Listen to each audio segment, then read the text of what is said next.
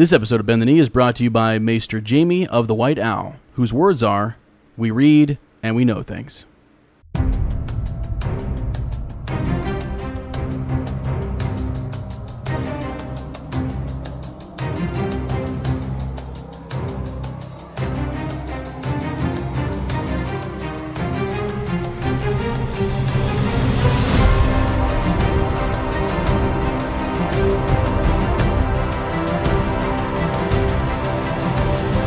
Hello and welcome to Bend the Knee, a Song of Ice and Fire podcast. I am Sir Matt, the Bud Knight. And I am Sir Ezra the Watchful. Welcome to our Song of Ice and Fire book club. Today we are into Chapter 18, Catelyn 4 of A Game of Thrones.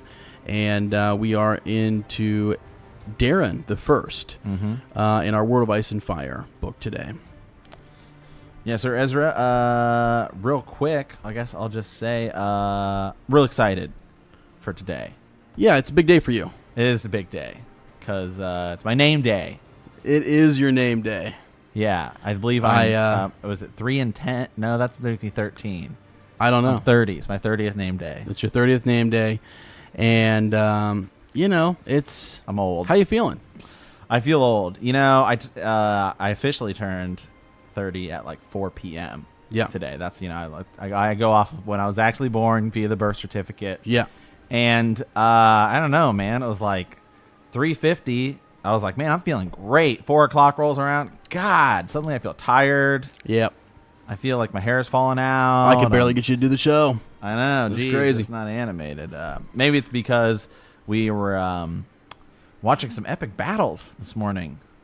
Yeah, we were actually. We've been watching the World Cup.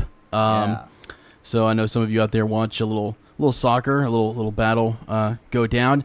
We had we had the Kingdom of Portugal versus Uruguay on Saturday, which I got a chance to watch, and that was a pretty good game. Ronaldo, he's out, he's done. Ronaldo's done.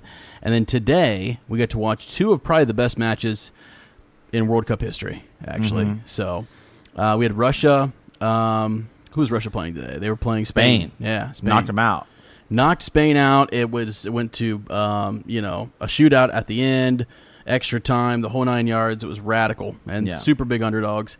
The next game was Croatia. Croatia and Denmark. Yeah, I was rooting for Denmark. Yeah, and that also went into a shootout. Just crazy. I know. Yeah. Good times. I don't really understand soccer or football as they call it over there.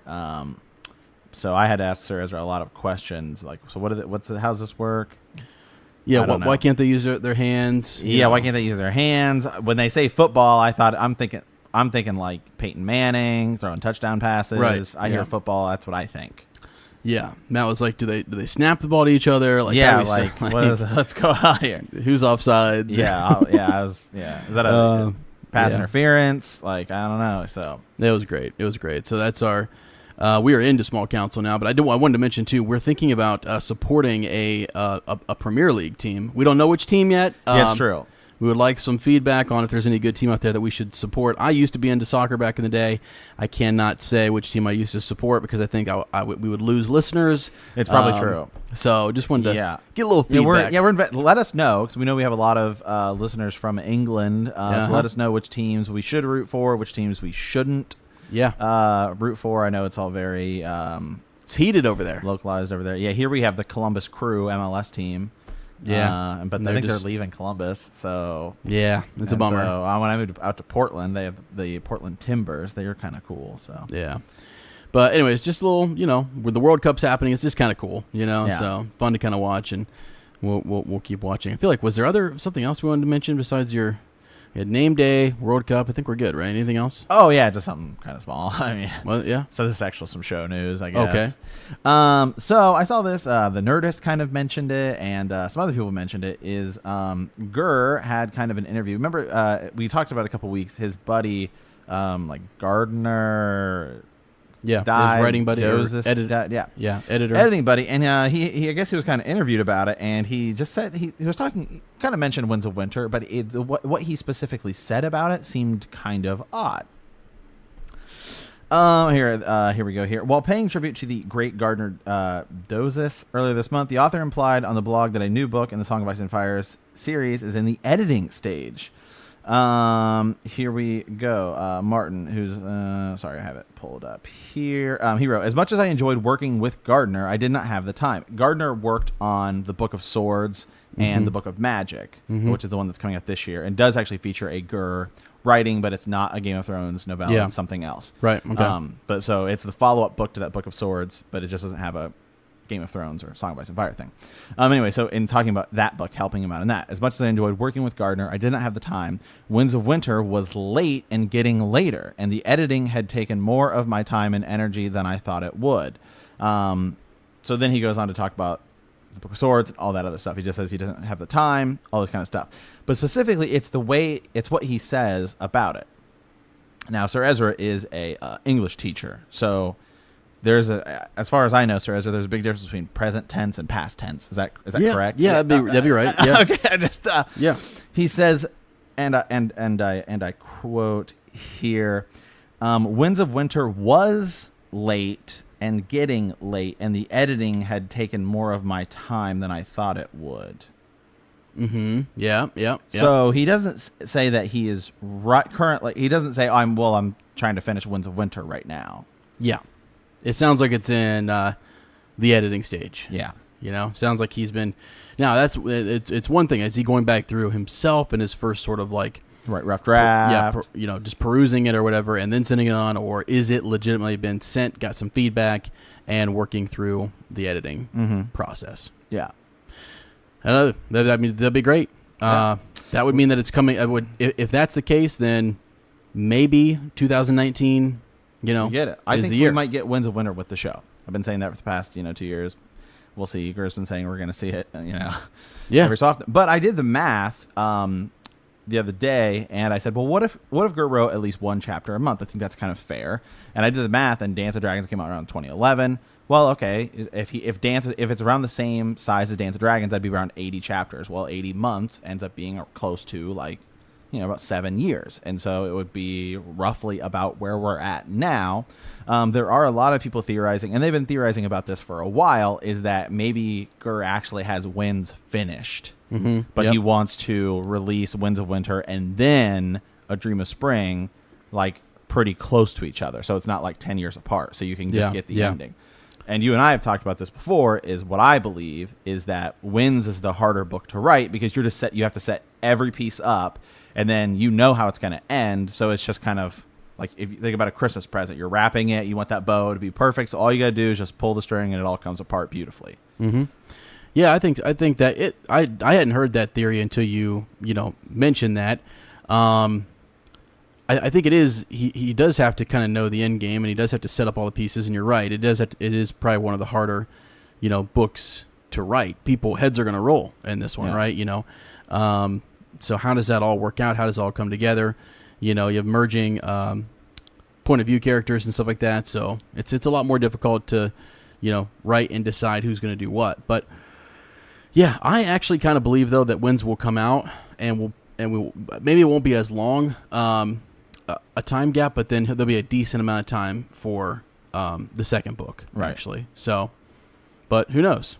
Because actually, it's kind of like you said, it is on average. I mean, if you look at the amount of content, pages, chapters, all that kind of stuff, and what it took between Feast and Dance, it's comparable. Yep. So we could see that again for the last and final book. So yeah, and the events, we talked about this quickly too. Just one last thing here, we talked about it, and we've talked about this before. Is like the Dragon Pit scene. If it happens the same way it happens in the book, that's going to be whose POV is it going to be? But at the same time, well, that's one POV chapter. So you it's not like you're then writing a POV for all these different characters, because it's one scene. It should get easier because now all the characters are together. Right. Yep. For sure. So, okay. Yeah. Anything else for Small Council? No, that's about it. We've talked about it before. They're kind of finishing up with the filming. Yeah. Had the wedding. Yeah. Yeah. So yeah. Okay. All right, time to jump in here to the Maester's study. I'm going to start off this week with just sort of an overview. It's a short one, Sir Matt. It's really short. And so I think Sir Matt's got a few highlighted passages he's going to read through, but I will recap for us real quickly and try to get us into this. Last week, we talked about the Dance of Dragons. Dance of Dragons, Aegon the Third. Yeah, Aegon the Third. So, and talking about the Dance of Dragons and Aegon the Third, you'd have to talk about Rhaenyra Targaryen, who was Viserys. So before the Dance of Dragons, to set all this up, you had Viserys the First, who had a decent, rule and reign. He names Rhaenyra Targaryen his heir.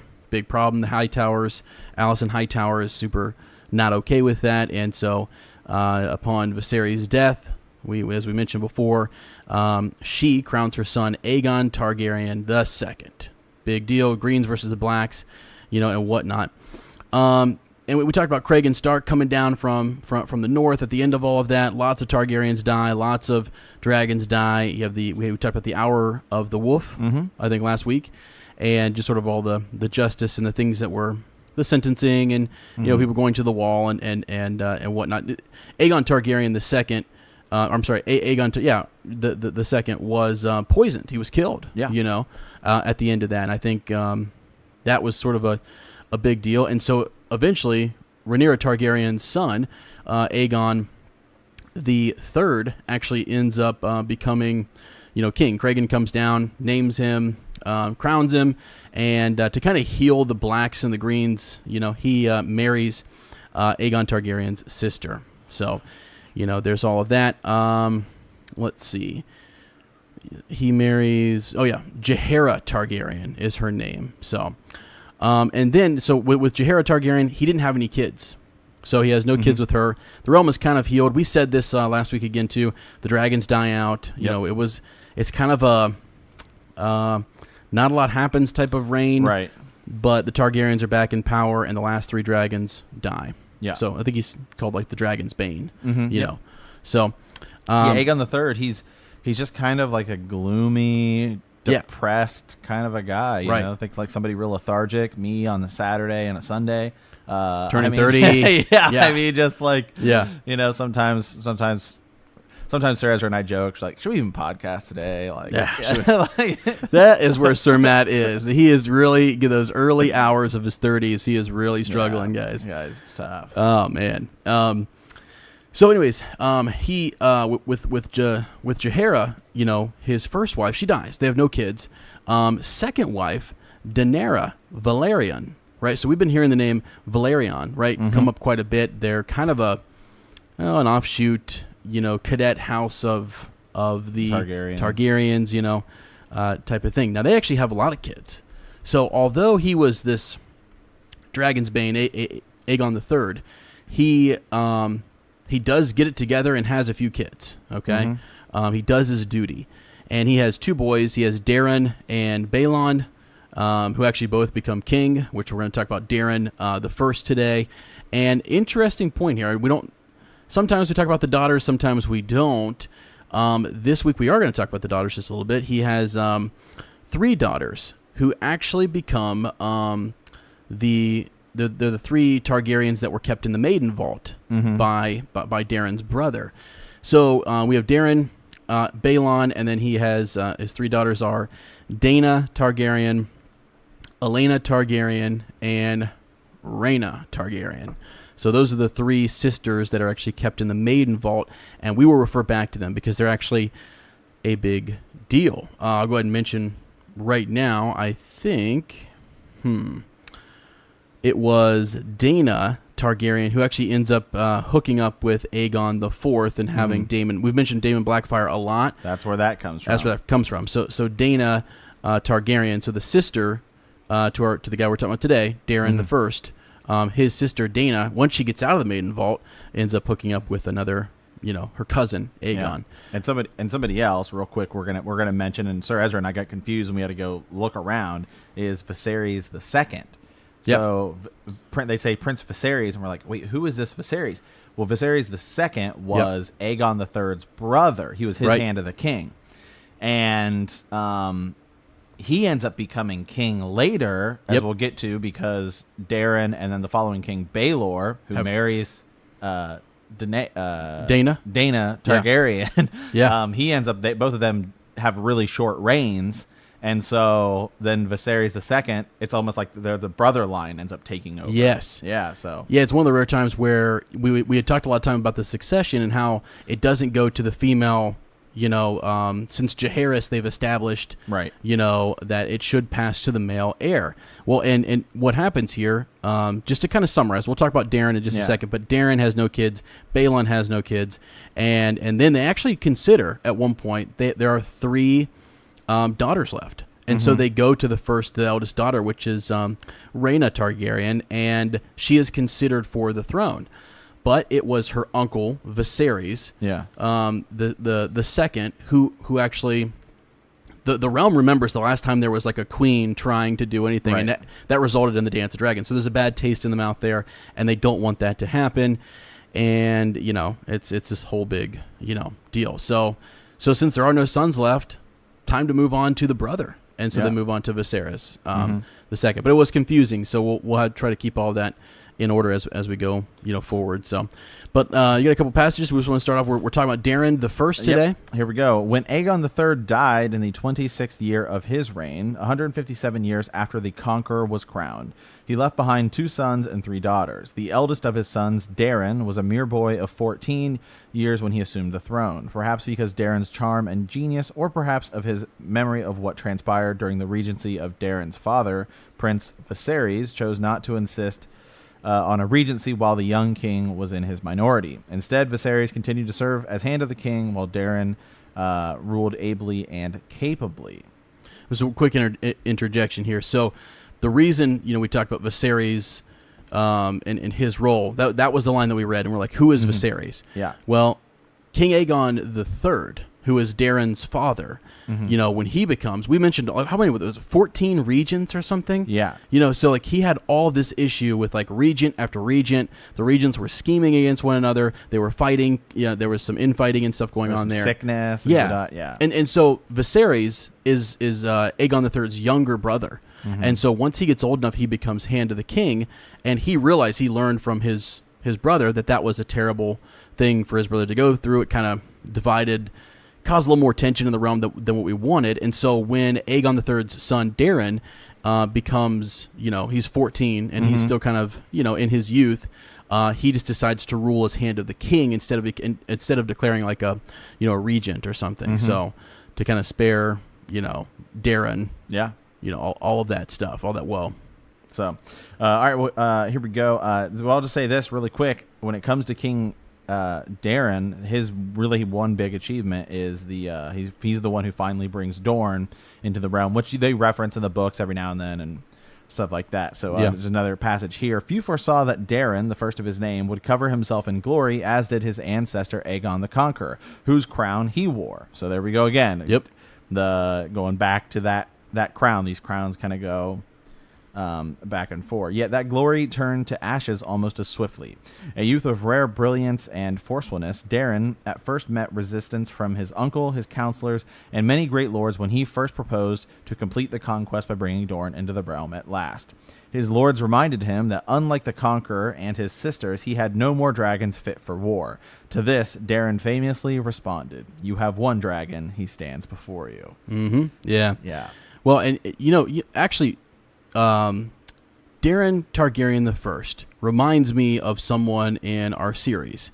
He's called Daeron is called the Young Dragon. Yeah. And we have the Young Wolf. In the Song of Ice and Fire series that we're reading, and they're both very calculating, very good, like battle commanders. Both around the same age. I mean, around the same age. Yeah. Win lots of victories and in a very short amount of time, very renowned, and their ending is also very similar as well. The way in which that they're killed. It's not a marriage, but it is with the facade or the like a peace banner type of situation. So we'll get to that, but there's just an interesting parallel, right? Oh, absolutely. The young wolf is killed at the Red Wedding, where he's taken drink and food and stuff, and so he should be under that lord's protection, but he's not. Yeah. So we'll see the same thing happens with Daeron.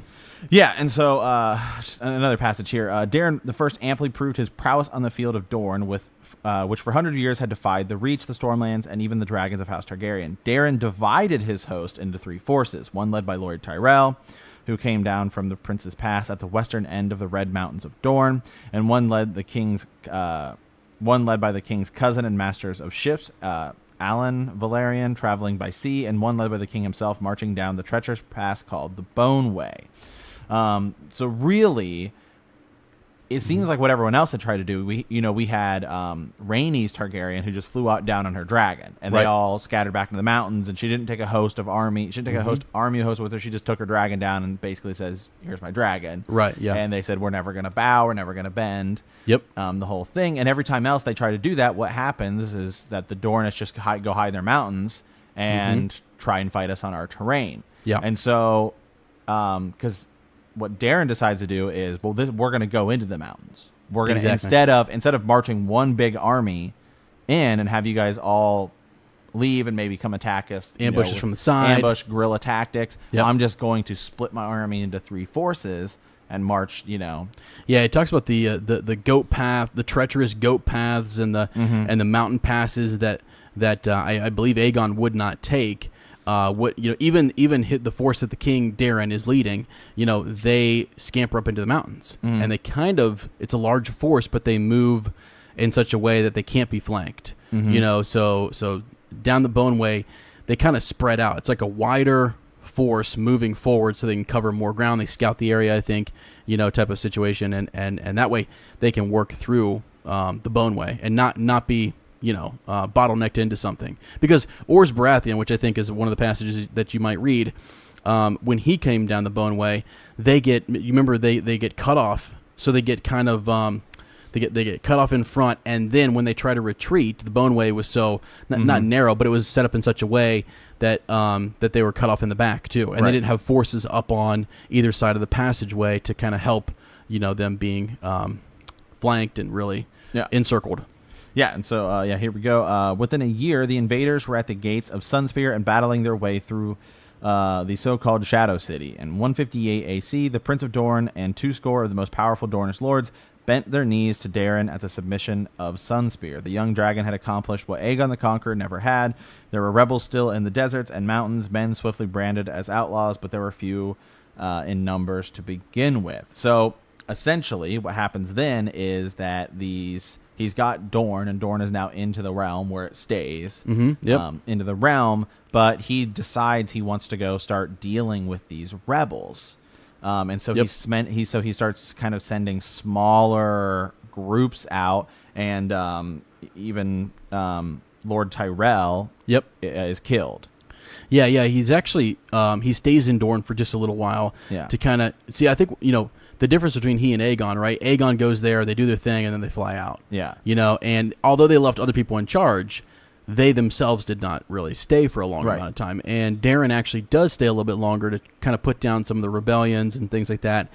And it doesn't say this, but I can't imagine that like House Martell and different houses were not, secretly supporting these rebellions. Right. They're going to bend the knee, but then they're okay with the rebellions that are going on. You know what I mean? Right. That's sort of just their way of survival and stuff. But I think you're getting to this part. But while he's down there trying to eliminate the rebels, an assassination attempt comes upon him, and they actually try to shoot him with a poisonous arrow.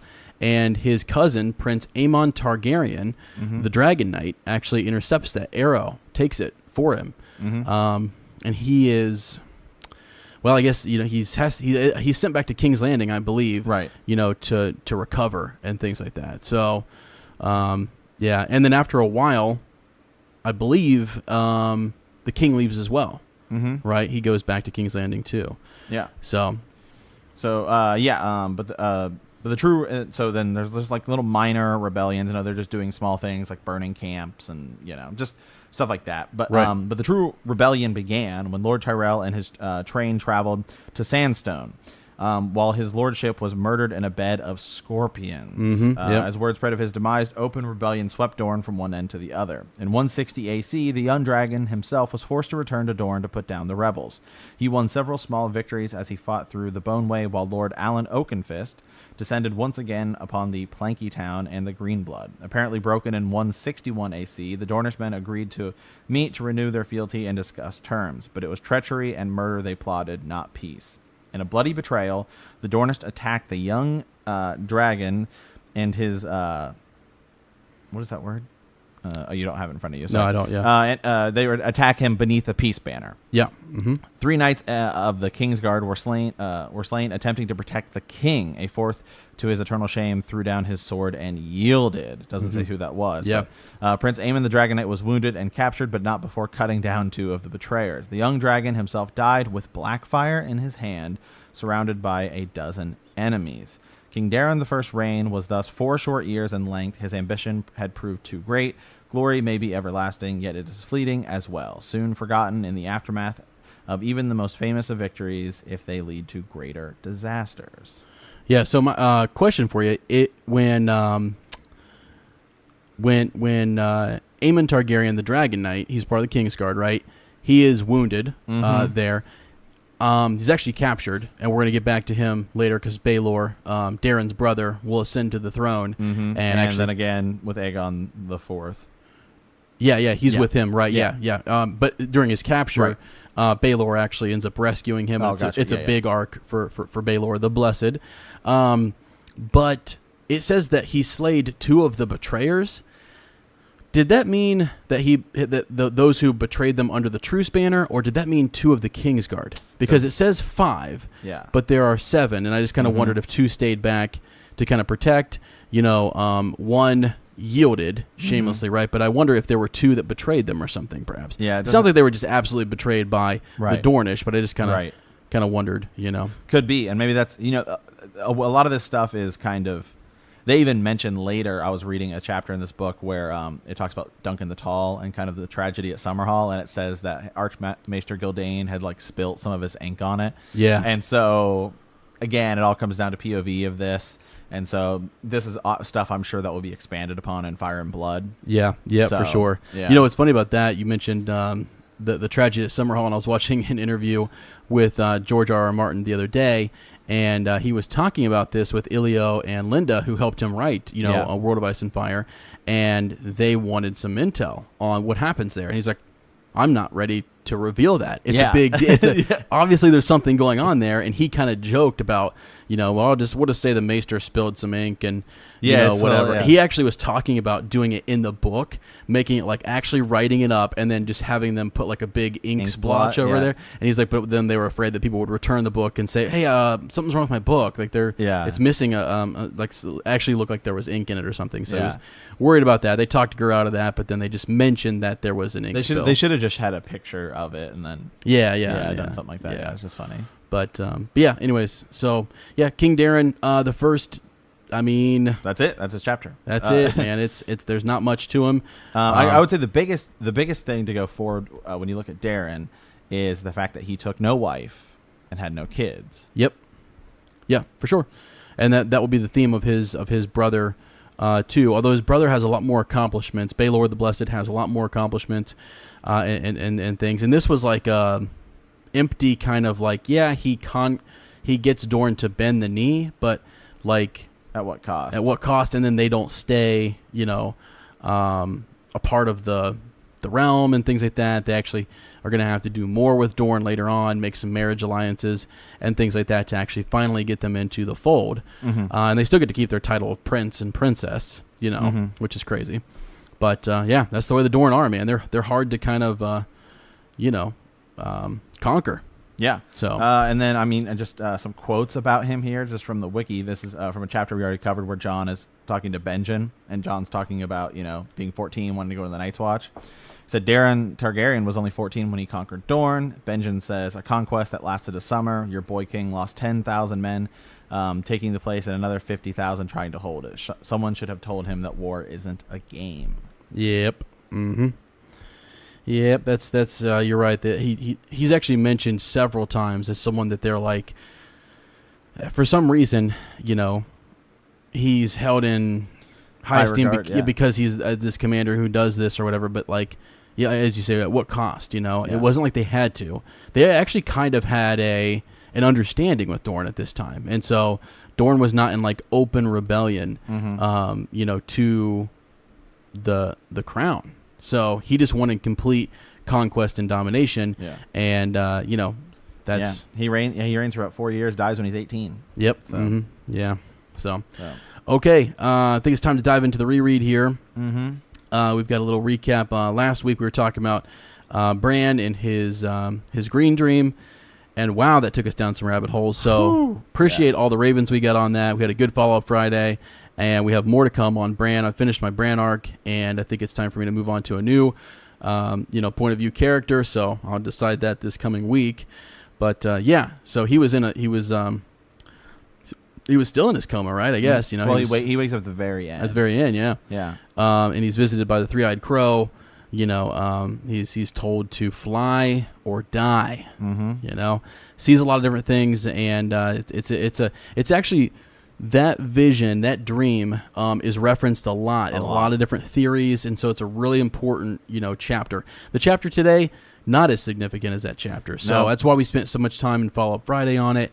And we'll continue to reference it as we go forward, talking about the three-eyed crow. Yep. So all right. Sarah's already recapped last week's Bran. So I thought going forward, I'll probably include the summary of the previous POV. So if you are someone who's reading this, maybe you're just you want to do the reread like Sir Ezra's doing with Bran right now, or just finish with Bran where you just do specific characters. So I'll just reference. So we're going to add these in here to the summary. So, Catelyn 3. Catelyn's breakdown over Bran's fall ends when an attempt is made on Bran's life. Catelyn delays the assassin long enough for Bran's direwolf to arrive and kill the assassins. Catelyn is now convinced that Bran did not fall but was pushed. Yep. And then she kind of decides it's time for me to go to King's Landing. I'll go in secret, and that's kind of where we're at this week. So. Catelyn 4. Catelyn and Sir Roderick arrive in King's Landing by ship at a secret meeting with Peter Baelish and Varys. Catelyn is told the assassin's knife belonged to Tyrion Lannister. Yeah. Yep. So, for me, one of the biggest takeaways, if we're taking away something from this chapter, was actually as they approach King's Landing, they talk about Visenya's Hill and Rhaenys. I guess is it the Hill of Remembrance, right? Rhaenys Hill, right, where the Dragon Pit is now. There. And I just kind of thought it's a neat little description. It's a neat reference to everything we've been talking about: Aegon the Conqueror, Visenya, Rhaenys, and those characters now should make a little more sense to us. We know who they are, because the first time, I'll be honest, the first time I read this, I didn't get that. What I'm saying, like if you don't have that historical context, you don't know why they name them these things and why they're pointing it out. I just think it's really interesting that Gur did that years ago, just threw these names out there and then makes it all work later on. It's beautiful. I know. So basically, I guess to kind of split this is really, I would say, more of halves, this chapter, than thirds. You really have just Catelyn and Sir Roderick Cassel kind of talking about their journey to King's Landing, and then they end up meeting up with Baelish, and then kind of Varys walks in and they talk about the dagger, and you really get more of Catelyn's kind of history with Lord Baelish. Yeah, and it's this chapter is more about kind of setting up Baelish and Varys as characters to kind of understand who they will be going forward. Yeah, that's really kind of, I would say, the point of this chapter, and then the little reveal at the end. Yeah, yep, for sure. Yeah, because the first part, are you ready to talk about the first part? Yeah. Okay. The first part of the chapter is not really significant at all. I mean, other than we had just seen in Bran's dream, we actually saw he had he saw his mother on the sea, on her way to King's Landing. Remember that? Yep. And you get the whole piece where Sir Roderick's sick. She's going to pay the oarsmen. The oarsmen, this is, what are they on? The Storm Dancer, I think. That's a good trivia question. Yeah, that is good. Yeah. So they're on the Storm Dancer. which is so. I think the guy's name is what is his name? He's a Tyrashi captain. Is that right? Mm-hmm. Yeah, Tyrashi captain, and he is not to stop you in your tracks here, Sir Ezra, but I do hear some thunder outside. Yeah, and the lights have been flickering. I believe we are battery powered. Yeah, we are. Okay, cool. Just making sure. Yeah, we're fine. So he is a Tyrashi captain. I just lost his name, man. Sorry, I stopped you. It's okay. Storm gods are coming. They are. Yeah, Captain Morio, right? Captain Morio. Yeah. Morio Tumitis. Yeah. It's on the first page. Second. But anyways, he's a big boaster, bragger. Thinks that he can get him there pretty quick. Catelyn actually argues with him in like how they should get there. Basically, she says that instead of the sail, right? Mm-hmm. She wanted oarsmen. She thinks oarsmen is the way to go. You know, if they have oarsmen, they can move a lot quicker down to King's Landing. They'll get there faster. She wants to get there before Robert's. Yeah. Host gets down there. Guys it's funny. So the power's flickering on and off. We were just in the dark. I thought I saw the ghost of Harrenhal, but we're just gonna keep on trucking here, as we go here. But so you get the oarsman, and then a line I kind of have just a little bit later here, Sir Ezra. So close, she thought, beneath the linen bandages. Her fingers still throbbed where the dagger had bitten. The pain was her scourge. Catelyn felt least she forget. She could not bend the last two fingers on her left hand, and the others would never again be dexterous. Yet that was the small enough price to pay for Bran's life. Mm-hmm. Yeah. Yeah, for sure. She talks about those, being cut and hurt quite a bit, and actually plays into a whole, Lady Stoneheart thing later. Mm-hmm. Being cut back to Lady Stoneheart. Back to Lady Stoneheart. Cut to the bone. Yeah. So that won't be the first time. So. And then we get a little bit of description of King's Landing, because this is actually the first chapter in King's Landing. So it just kind of describes the Red Keep, goes on about that, and then Catelyn kind of talks about who we're going to meet, and then you kind of see like the guards approach her, and it's just kind of sets up that, okay, we're in a different place now. We're in, King's Landing is a different kind of a place. We're not super safe here. They talk about how Sir Roderick is wearing, a tunic, but underneath that tunic, he's got chainmail and a dagger. Right. Mm-hmm. And it just kind of starts to set up, okay, maybe King's Landing isn't the safest of places. Right. Yeah. And that we're going to have to meet in secret and things like that. Yeah. Well, and as they get closer, she's wanting to pay those oarsmen, 20 pieces of, like a silver stag. And so they need to get there quickly, and they need to get there in secret.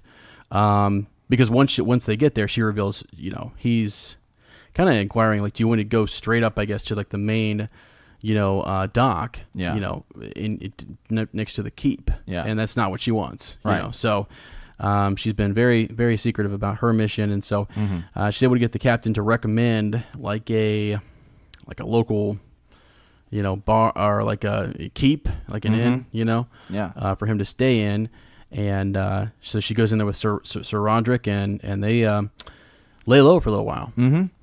Yeah, and just this first kind of part really, I think when they're describing how tough the journey was, Sir Roderick's like sick, and Catelyn's hand is throbbing and stuff like that. I think it's really to kind of signify just how important and actually kind of crucial this kind of meeting is. The way that Catelyn kind of views it. Right here, Catelyn touched his arm. We're here, Sir Roderick, and safely. That is all that truly matters. Her hand groped beneath her cloak, her fingers stiff and fumbling. The dagger was still at her side. She found she had to touch it now and then to reassure herself. Now we must reach the king's master at arms and pray that he can be trusted. Then we hear Sir Aron Santagar is a vain man, but an honest one. Sir Roderick's hand went to his face to stroke his whiskers and discovered once again that they were gone because they kind of changed their changed their appearance, try to change their appearance a little bit. Right. Yeah. He shaves his whiskers off so he won't be, noticed. But I think he talks about how long it's been since he's been there at some point. Right. Just and or maybe that was back in the Godswood that he's mentioning that. But they he must know Sir Aron Santagar, yeah. Who is what would you say was the master at arms, right? Because isn't that Sir Roderick's position? Yeah, he's the master at arms. Of Winterfell, yeah. So I think that's sort of why. I mean, he knows him. Yeah, there's in commonality between their position and stuff like that. So they probably conversed or whatever, and he knows he's someone who they can go to and talk to. So that's his whole thing. He sets out to kind of go meet him in secret and then possibly bring. Maybe him or someone else to, Catelyn. Maybe he feels like he can trust him because because he's a master of arms as well, and he's like, we don't really maybe not care as much about the upper politics. We just they also keep track of who has what, whose armor is who's using what sword, and this dagger, which is a pretty Valyrian steel dagger is not something that if it's just laying around, especially the way it's described, right? It's all the dragon bone and the obsidian that's in it and stuff like that. So it's pretty recognizable, and I think they think that he could help them identify it and figure out who it belonged to. Right. Yeah, so then we kind of move into kind of the Littlefinger thing. Catelyn here is remembering Littlefinger. Catelyn's mouth grew tight. Littlefinger, she murmured. His face swam up before her. A boy's face, though he was a boy no longer. His father had died several years before, so he was Lord Baelish now. Yet still they called him Littlefinger. Her brother Edmure had given him that name long ago at Riverrun. His family's modest holdings were on the smallest of the fingers, and Peter had been slight and short for his age. He was my father's ward. We grew up together in Riverrun. I thought of him as a brother, but his feelings for me were more than brotherly. When it was announced that I was to wed Brandon Stark, Baelish challenged him for the right to my hand. It was madness. Brandon was 20, Peter scarcely 15. I had to beg Brandon to spare Peter's life. He let him off with a scar. She hasn't seen him since. Yeah, and he's the one who makes contact, right, through the City Watch right away, And the City Watch doesn't, when they first come bang on her door and they she's tired, she's sleeping, Sir Roderick's out, they demand entry, she hides the dagger. They don't know who she is, supposedly. They don't know who she is. They just know her location, who she is, and things like that. And they want to, their whole only goal is to take her to Lord Baelish. And I guess Lord Baelish, was he the one who even, was it Varys or was it Peter Baelish who get the information by the captain? The captain sold him out. Yeah, Varys. Baelish kind of confirms, and this happens pretty much the same way in the show. I think they just kind of save time. That like the second she arrives in King's Landing, and it's not by ship. I don't think they arrive in King's Landing. At least we don't know. They skip past it. Yeah, we just see them walking in on horse, and she gets off, and she's immediately approached by a guard. Yeah. So, and then there is we'll get to it now, and then. The chapter just kind of talks about King's Landing, kind of describing it. Catelyn was tired. The voyage had been long and fatiguing, and she was no longer as young as she had been. Her windows opened on the alley and rooftops with a view of the Blackwater beyond. She watched Sir Roderick set off, striding briskly through the busy streets until he was lost in the crowds, then decided to take his advice. The bedding was stuffed with straw instead of feathers, but she had no trouble falling asleep. She woke to a pounding on her door. Catelyn sat up sharply. Outside the windows of the rooftops of King's Landing were red in the sunlight of the setting sun. She had slept longer than she intended. And then there's two men at the door. The men who pushed into the room wore the black ringmail and golden cloaks of the City Watch. Their leader smiled at the dagger in her hand and said, "No need for that, milady. We're to escort you to the castle." By whose authority, she said. He showed her a ribbon. Catelyn felt her breath catch in her throat. The seal was a mockingbird in gray wax. "Peter," she said, "so soon. Something must have happened to Sir Roderick." She looked at the head guardsman. "Do you know who I am?" "No, my lady." He said, "My Lord Littlefinger said only to bring you to him and to see that you were not mistreated." Yep, I think he also it's either in this chapter or it's in the next one where he really does. Again, she kind of hashed it out for us, as you said, about his relationship with her or whatever. But he talks about how much he, loves her still. Oh, absolutely. Straight up to her face, kind of says it. And so that's interesting. And once she, gets there, right? So you're getting to the part where, he, where they basically, they take her, right? Mm-hmm. And, he wants to make sure that she's not mistreated. He gave firm instructions. He notices the bandages on her hands, and kind of is concerned. Yeah. All they know is that she's entered the city, because the captain sold her out to Varys, I guess, and then Varys, and Littlefinger talk, and he takes a special interest because that is, someone who he loved back in the day. Yeah. So. Yeah, and then when she comes in, she's quite upset about where she's kind of or she's just upset in the way that she's summoned. Mm-hmm. Yeah. In the show, there's actually like a stupid line where Baelish says like "sorry about the locale," and it's just it just seems so out of place, like just to use that word. And I've always every time I rewatch that episode and I hear that line, I hate it. He was alone in the room, seated at a heavy wooden table, an oil lamp beside him as he wrote. When they ushered her aside, he set down his pen and looked at her. "Cat," he said quietly, "why have I been brought here in this fashion?" He rose and gestured to the guards. "Leave us," the men departed. You were not mistreated, I trust," he said as they had gone. "I'd given firm instructions." He noticed the bandages. "Your hands." And then she says, "I am not accustomed to being summoned like a serving wench." As a boy, you still knew the meaning of courtesy. And then he's kind of like, "Oh, I'm sorry if I've angered you." Kind of freaks out, and she goes on to say, "How did you know I was in the city?" "Lord Varys knows all," Peter said with a sly smile. "He'll be joining us shortly, but I wanted to see you alone first. It has been too long, Cat. How many years?"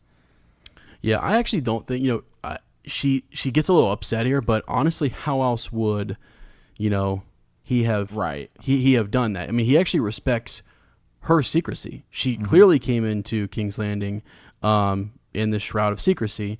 Sir Roderick's cut his whiskers, all this different stuff. They don't want to be noticed, and so to keep that kind of maybe he could have sent someone besides the city watch, right? But still, it's like the I don't know that I don't think they ever. Well, we'll find out here soon, but they say like Pycelle was one of the options. That it's Baelish and Pycelle there, right? And so Varys has two people to kind of tell, and he tells Peter Baelish. So Lord Renly is not there, and Barristan Selmy are both with the king on their way down. They rode north with King Robert, right? And he says Stannis Baratheon is over at Dragonstone. So I kind of think he was trying to keep the spirit of her secrecy, right? And the Starks just don't understand this. They don't understand what's going on. They don't get it. And also, you have to think like it's not like he knew she was leaving when. I mean, maybe he did. We don't. Lord Varys has eyes everywhere. Yeah, little spiders are everywhere. But I would imagine that it probably took Varys some time. I mean, she's probably pretty close by the time they realize she's coming. And so, he didn't have maybe more time to actually set up a different or better arrangement. Yeah, that could be. Yeah, for sure. But either way, I think they know something's up. Why wouldn't they know something's up? Yeah, but because why wouldn't she go with Ned? Right. Why wouldn't she come down? It's bizarre that she's there, and then he has her to kind of recite her words, the Tully words, which are family, duty, honor, and so it's for one of those reasons, if not all of those words, kind of echoing the reason as to why she is in King's Landing. I do like there's a line right before that where he says, "Lord," she's asking about he's asking, like he said, how'd you know I was coming, Lord Varys? They kind of talk about Varys for a little bit, and then there's just a pretty funny line. He says, "I was ever a friend to your sister Eliza. Varys knows that." And then Catelyn says, "Does Varys know about?" "Lord Varys knows everything, except why you're here." He lifted an eyebrow. "Why are you here?" And then she says, "A wife is allowed to yearn for her husband until if a mother needs her daughter's clothes, who can tell her no?" And then that's when he has her recite the recite the lines, and then there's a knock on the door, and a man steps through who is Lord Varys, and this is the first time we see him. He's described as a plump, perfumed powder and hairless as an egg. He wore a vest of woven gold thread over a loose gown of purple silk, and on his feet were pointed slippers of soft velvet. I think you did something inadvertently, Sir Matt. And, I know. I read it. What do you have? What do you think? Just as hairless as an egg. Oh, that. Yeah, that for sure. Yeah, there's that whole connection back with Lord Varys. Let me back you up a second, though. See, I think you did something inadvertently that literally, this is why you do a reread. Because sitting here in this moment, I never really caught this. But it's just a little thing. But as you said, Peter Baelish is explaining, just why it was that Varys trusted him with the information that she was in the city. And, I was the obvious choice. I was ever a friend to your sister, Lysa. Varys knows that. Catelyn says, does Varys know? And she's cut off. Does Varys know what? What is it that she's thinking Varys would know? Yeah. I think does Varys know that Lysa sent her a letter? Yeah. Does Varys know that you and Lysa hooked up? Right. I think there's a couple different questions there that she's starting to ask. And maybe hers wasn't innocent. Maybe he thinks she's going to ask about, apparently he was drunk when he hooked up with Lysa, and he thinks it was Cat. Yeah. That's the whole thing there. But does he think it was Cat? Because I had read that or listened to that chapter where Sansa is turning into Elaine. I was like, that kind of thing, and he makes it seem like he says, your mother gave me her maidenhood. Yeah, he says that though, but that's not true, is it? I don't know. No, it's not true. So I think he believes that Lysa was Cat, like when he was drunk. Or is he saying it to try and show? Oh yeah. He could just be lying. Yeah. He could just be lying. But the people have inferred that perhaps because the whole thing with Hoster Tully, and who he's begging someone's forgiveness, right? And if Peter Baelish would have put a child in Lysa, right, then and he maybe forced her to abort the child or something like that, he might be regretting all of the trauma that he inflicted on his daughter, or it could be someone else that he's talking about too. Yeah. But that's where that whole theory, Hoster Tully's speaking in his that plus the Lysa thing, plus as you just said, Peter Baelish when he finally goes to the Vale talking to Lysa, they have seems like they have a history of being more intimate. This isn't the first time that they were. Well, we know that Cat. I believe it's in a Lysa chapter where it's later where they're talking about how, or maybe it's Cat, where they're talking about how they would Lysa and Cat would kind of kiss Baelish, like they were learning how to kiss with him. Yeah. But I just thought it was interesting. Does Varys know about? And she's cut off. She's never allowed to finish. Possibly. What was it that she was going to say? Possibly. Was it the letter though? Because Lysa writes a letter warning them about the Lannisters. Right. That's probably most important to her. Does he know about that? And I can't imagine she would trust Baelish with that intel as well. But maybe she does. Yeah, something that is not, and just doing this reread, not as prevalent in, it's a showism, Sir Ezra, is kind of the rivalry between Baelish and Varys is way heavier in the show. I mean, you feel like it's kind of there in the book. I mean, it's just in the first book you kind of get it, and then that's really it. Yeah, but in the show, I always thought that it was going to be one of them killing the other one. Yeah, do you know what it more is like in the books? It's Peter Baelish is master of coin. Yeah, and it's all just from what I remember and the way in which Gurr has kind of described things. It's like, where does power lie on that small council? Does it lie in the secrecy and the knowledge that Varys holds, or in the money that Peter Baelish has with the influence on the City Watch? Is it in the regal position or the the Maester kind of fits in that knowledge position too, but it's a citadel. Right. The Kingsguard kind of command the army, the whole thing. The swordsman type thing. It actually goes back to, we mentioned it last week and the week before, Tyrion's whole, riddle that I can't remember if that's a movieism or not, but I think it's in the book as well, where he's talking about, where does the power lie? Yep. And he gives 3 different examples, and Yep. it lies in where the people believe that it, which is kind of what Regine had mentioned in her kind of breakdown. Yeah. Just the idea of power. Yeah. So good. Definitely. Good point there, Sir Ezra. But wow, it's just real quick. Yeah. I do want to reference the and as hairless as an egg. Yeah. So just do yourself a favor and go kind of research is Varys a Targaryen? Is he a Blackfire? Yep. A lot of people think that he shaves his head to hide his purple hair, or it's not purple hair, his platinum kind of hair. Yeah, silver kind of hair. Yeah. He may. It also, why does he shave his head? Is he's balding and that's just something you do? Yeah. Or is that more of his position? Because we know that another person, Aegon Targaryen in the Dunk and Egg series, shaves his head to hide that he's a Targaryen because he's just wandering around as a simple squire, and so he doesn't want people to people to know. So yep. Yeah, anyway, so do yourself. I'm sure we'll get follow-up Friday questions about that and things like that. So Varys even goes on to kind of mention her hands. We hear about Grand Maester Pycelle makes kind of like an ointment. Should I fetch for a jar? Catelyn says Maester Luwin has already kind of tended to it, and then really we just kind of get into whose dagger is it. That's really kind of what it gets to. Then Varys kind of takes the dagger and he's kind of like just running it through his hands to kind of check it. He cuts himself a little bit here. Careful, Catelyn told him, it's sharp. Nothing holds an edge like Valyrian steel, Littlefinger said as Varys sucked his bleeding thumb and looked at Catelyn with a sullen I can't think of anyway. Littlefinger hefted the knife lightly in his hand, testing the grip. He flipped it in the air, caught it again, and with the other hand, such sweet balance. You want to find the owner? Is that the reason for your visit? You have no need of Sir Aaron for that, my lady. You should have come to me.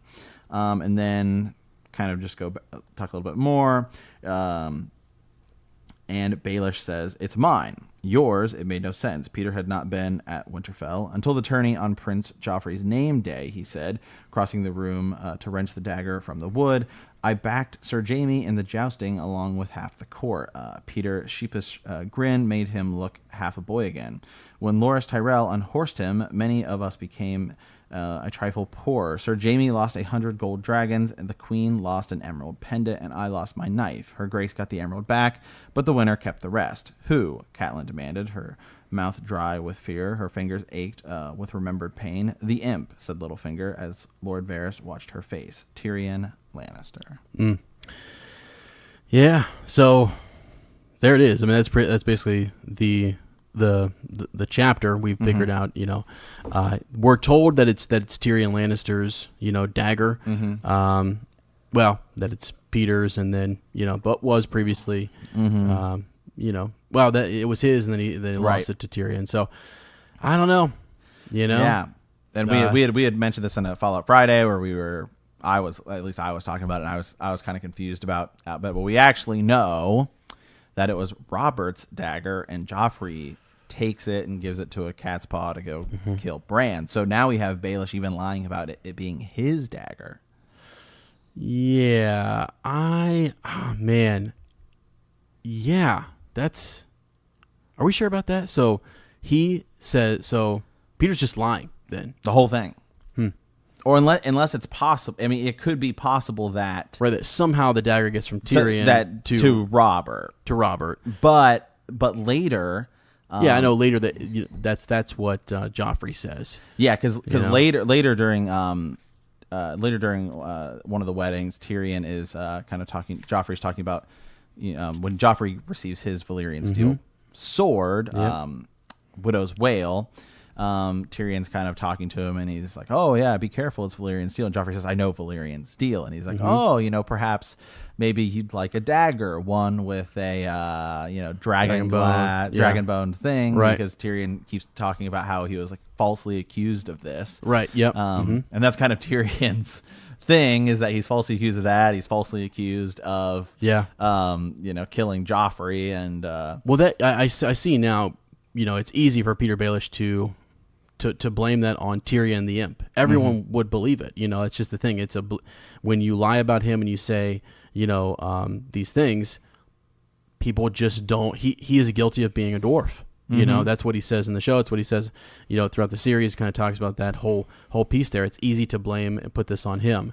And it goes back to the unreliable narrator, which is interesting to kind of watch. You have to pay attention to what's said here. And as you said later on, Tyrion thinks back to a conversation he overheard, as we mentioned a couple weeks ago, between him and the Hound down in the yard about possibly silencing or killing one of the wolves. But he kind of misremembers it, actually. And then Jaime has a conversation with Cersei, and we find out she had nothing to do with it, really. That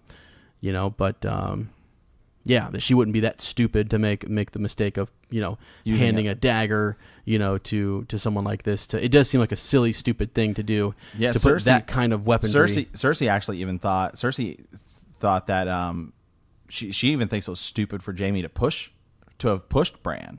She's like, because they talk about that, and Cersei says like, well, we would just lie. Yeah. And then it's his word against ours. Like, what are they gonna say? Like she's frustrated with that Jaime even did that. Yeah, and I think she's frustrated because the boy lived. If the boy dies, it all works out. It's good. But when things don't go well, she, in hindsight, hindsight's 20/20, and she thinks to herself, well, we could have figured this out a different way. Yeah. And so that's I think more why she's pissed. Yeah. Anytime something goes wrong, I know you're right. I just was saying. Well, still, I think she could have just been like, well, you could still lie about it, and then it's his word against ours, and he's known for climbing, so he just fell. It still made, so I don't know. Still, it's kind of a suspicious thing to say, but yeah. It's a theme with her though. Anytime that that something, people try to do things or whatever, and she wasn't involved or whatever, and it goes wrong. It's just there was a better way, and it was her way, and we should have done it my way, but whatever. I don't know, Sir Ezra, if it is, do we know why Peter Baelish says Tyrion Lannister? There might actually be, that's why you've got me, when you said that it's just all kind of lie and fabrication, there actually might be some truth to that tourney and losing, a dagger and things. So, but we don't know. We don't have that information. I don't think we have the information as to who it was then. Was it passed on from Tyrion or not? Right. You really have to kind of track it down, and as we've tried, and as I go through the reread, I'm keeping my eye open for all that kind of stuff. I am too, but I just don't think we've gotten any information really about it. Yeah, because we're told it's either Robert's, we're told it's Tyrion's. The dagger just appears, right? And who owns it? Who actually sent the dagger? There are people that, and how did Robert get the dagger? We just know Robert has a bunch of treasures and weapons and things like that. And there are still theories that the dagger is Rhaegar's. Was Rhaegar's, and Robert grabbed it at the... Well, and it also could be, too, that, when Joffrey refers to a Valyrian steel dagger or just a dagger, maybe he is familiar with Valyrian steel, but not in regards to the dagger. Maybe those are two separate things. We kind of lump what he says there with our theory on the dagger. Maybe he's just talking. He's been exposed to a lot of those, you said, the king's treasures and different things, and perhaps, even though his house, the Lannister house, doesn't really have as far as we know, of Valyrian steel. No, I believe that's lost. I believe that. Yeah, they had one, but that now now they have two, because Tywin says that to Jaime when he gives him an Oathkeeper. Yeah. So that was lost by one of their ancestors who went to Valyria and lost it, and then it's actually Tywin's youngest brother, the Laughing Lion, who goes and tries to hunt it down. Yeah. And Valyria what's the name of their original Valyrian steel sword? House Lannister. Is it? It's not Lion's Tooth, is it? No, Lion's Tooth is the one. Is Joffrey's just castle forged sword that gets thrown into the river by Arya. Okay. Yeah, so I'll let you look that up, but I think I just think we sometimes lump those two things together, and we could separate them, and we're putting pieces together that maybe don't need to be put together. Maybe he did actually retrieve a dagger from his father. Bright Roar, the ancestral sword of House Lannister, lost when King Tommen the second Lannister of the Rock sailed to Valyria and never returned. Right. Yeah. Yep. So Bright Roar. Thank you. Yeah. Garyon Lannister went in search of the sword circa 291 AC, but never returned. So we could see him again because that's not really that far away. That's only it's not. Couple years. Yeah. He's just Tywin's youngest brother. There's actually a lot of evidence that he might have stopped over in Pentos and maybe hooked up with somebody. There's a lot of theories that he has a daughter and there's a bastard daughter here or there from his line that Tyrion and those guys run into later on in a brothel. I think could be wrong about that, but yeah. Back to my point though, I think if it could have just been. Maybe Joffrey attempted the assassination of Bran in some other way, or actually was trying to actually kill a wolf. Because as he says in the yard, they really want the wolf. He says at least the boy is dying quietly. It's the wolf that Joffrey wanted to kill, And he actually might have heard his father saying, something like, "I wish that damn wolf would shut up," And he actually might think it's kind of cool to go kill the wolf. He does say it would be more of a mercy, to let if the boy would have died type of thing. But I don't think he really wants the boy killed. He doesn't want Bran, actually killed. And so, but as we know, Joffrey is pretty messed up and enjoys violence and killing and things like that. So that was right up his alley. But okay, well, that is our reread for this week. Sir Ezra, do we have a Raven? Yep, we have a Raven this week, and remember, you can send your Ravens to btkcast@gmail.com. We've got a couple lined up for this coming week, so if you have any thoughts on this chapter, things that we just went over, send them our way. There's not a lot here, so if you, again, send us Ravens about anything. Fallout Friday is really for anywhere you want to go in Westeros and Essos. Cool things, connections you can make out of this chapter, I think, would be the dagger conversation, because we talk about things, and again, there's, with just the series alone, I think it's like triple the amount of words in like the Bible and like the Lord of the Rings series. I mean, it's like, so what we have in just the series alone is like an extreme amount of information. So if you guys can hunt some of that stuff down on the dagger and send it our way, that'd be great. If you have any thoughts on I think he was called the Laughing Lion, wasn't he? The Tywin's brother. Any thoughts on him? If you want to look up some stuff as to where he's referenced, send us a Raven on that. And just maybe Catelyn and Peter Baelish's relationship and where that goes. The whole piece with Lysa. If there's any thought, if you have any thoughts on that, I think those are the big takeaways, don't you, Sir Matt? It's really, kind of what this chapter is about, setting up that relationship and seeing the influences of Varys the Spider and Peter Baelish right out the gate. Laughing Lion is the ship that Garyon Lannister sailed on. There you go. During his quest to find Bright Roar. I was close. Yeah, you were super close. You see how that's a great trivia question. You just ruined it. Yeah, did I? Did yeah. Pay attention, friends. But no, that's one of those things where it's like, so many names like run together. It's like names of ships, of horses. Well, there's the Night of the Laughing Tree. There's the Laughing Storm. There's the it's absolutely. It's something. Well, then the names of swords. So Joffrey has Lion's Tooth. He has Widow's Wail. And then he has Heart's Bane, which is the sword he has for one battle during the. It's just a regular sword he has, or Heart Eater. Excuse me. Oh, Heart's Bane is its own other thing. Isn't that the Heart Eater is the sword he makes Sansa kiss before he goes into the battle of like Blackwater Way, King's Landing, or Stannis is coming. Yeah, and that's the only, and then we never see it again. Yeah, isn't Heartbane? Isn't that the not Tyrell? Heart's Bane is the Tarly. The Tarly Valyrian steel sword. That's their ancient ancestral Valyrian steel sword. Yeah, which a lot of people could be Lightbringer, because Heart's Bane, maybe you have to stab it. It's all just so much. Eventually, like as we get to our Patreon series and things, we will have stuff where we go over. All Shift X actually does a great job of naming all of the Valyrian steel swords. So it's a good video to kind of check out on YouTube if you want to check him out. But we ourselves would like to kind of talk about them, because we often theorize where those swords could be and what role they could play, in the series moving forward. So, just interesting things to kind of keep track of. So, well, it's like The Crown. Sir Matt's been tracking The Crown in our history of the World of Ice and Fire. Is that significant? I don't know, but it's crazy to me that they bracket and they actually there is something to it, Sir Matt, because they talk about the crown that Aegon the Conqueror wore, and then Aenys creates this other crown. Right. You have something as we were talking about the World of Ice and Fire today. I was just kind of thinking. So we just how we have Viserys, and then he actually becomes Viserys II because Baelor and Daeron die. And we had mentioned we were going to do this, but it just got so overwhelming. But we'll get there. Now I want to go back and track it down. Is the line of Rhaenys and the line of Visenya. Yep. Well, I don't think actually Maegor doesn't, but he didn't have any kids, so Visenya's line is actually non-existent. Yeah. Well, yeah. Well, kind of, unless we get more in Fire and Blood. Yeah. But the reasons for which, why would they wear different crowns? Why is there not just one crown that's passed down?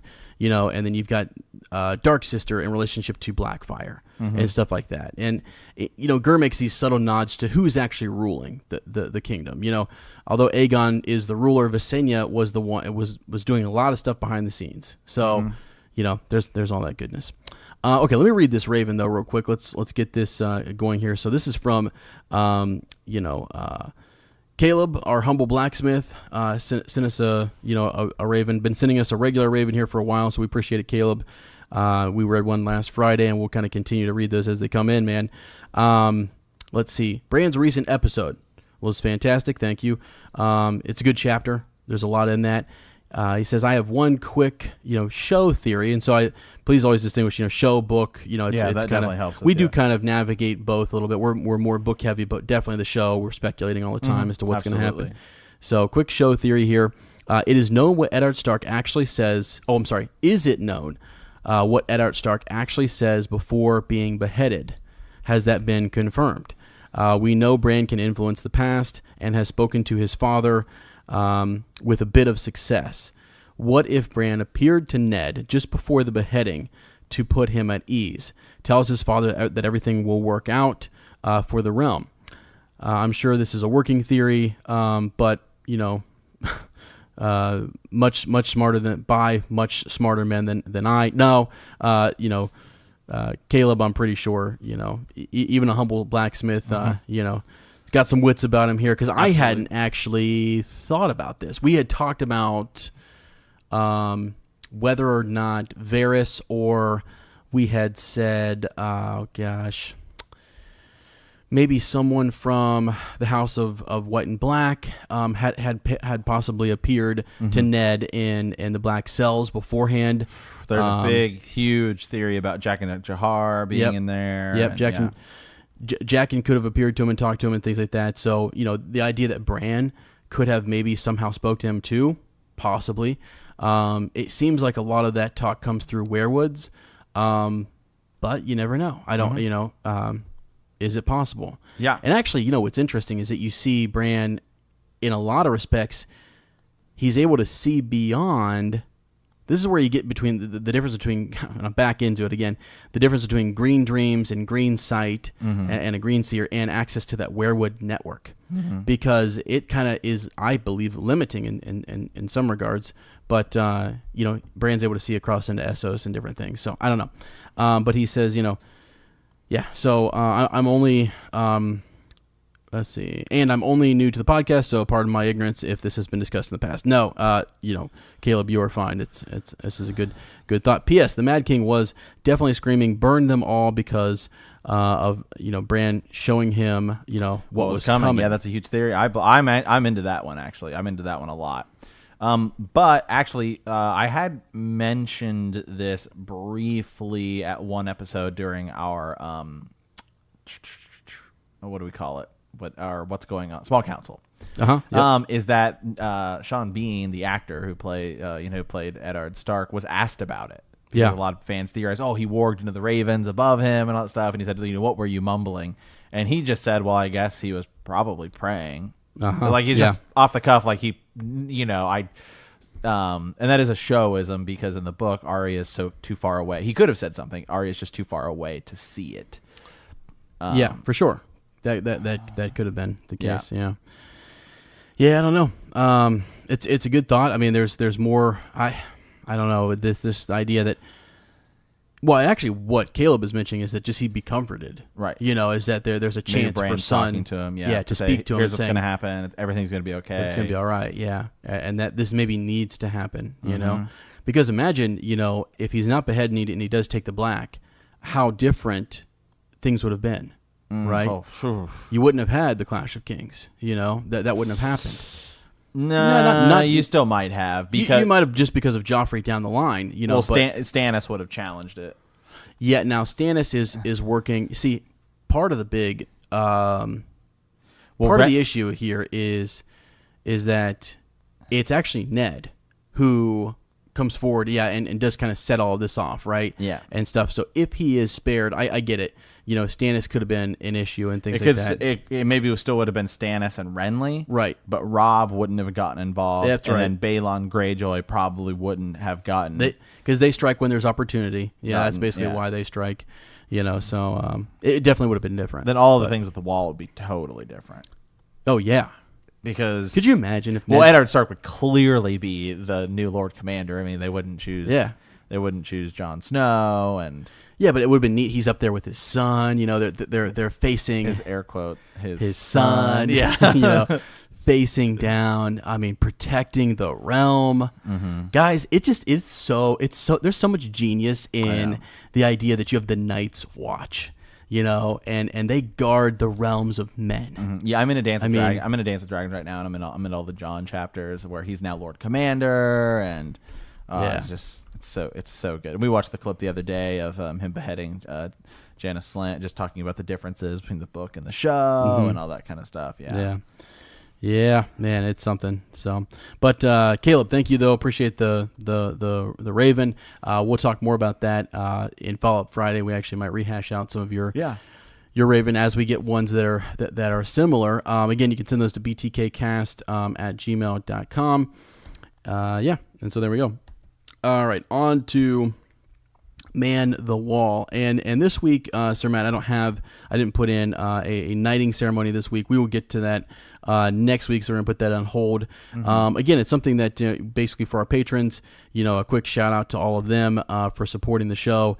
We've got the likes of Sir Jared of House Gebhardt, Lady Renna, a bannerman has no name, right? Lady Julie of House Kreth. We have got Lady Lauren. We've got Lady Morgan, Beverly of the Woodswood, Lady Jennifer, Maester Jamie of the White Owl, Sir David the Huntsman, who makes me quiver. Maester Evans, Lady Kelsey of Lethbridge, Lady Cat of the Woodland Realm, Lord Adam Parker of House Parker, Ward of White Harbor, Warden of the White Knife. I got to get them all in there. Maester Deshane, and so on. We have others. But, just a quick shout out to all those folks. And we've got our knighting ceremonies that you guys can enjoy. You can, take your Night's Watch vows, and we'll play those on the show, But really, we just appreciate all of that. You get access to the Black Council, a T-shirt, and every 6 months we kind of throw together like a little grab bag. We're actually already working on a couple different things for newsletters. Sir Matt's working on that, and I've got a couple of different things that I'm working on with Traxler that will be kind of fun for you guys too. Yeah, and so far the T-shirts have been well received, so that makes me feel good. Yeah, they're good. They're good quality T-shirts. The people who got them, I certainly love mine. So. Yeah, no, me too. I mean, they're actually great.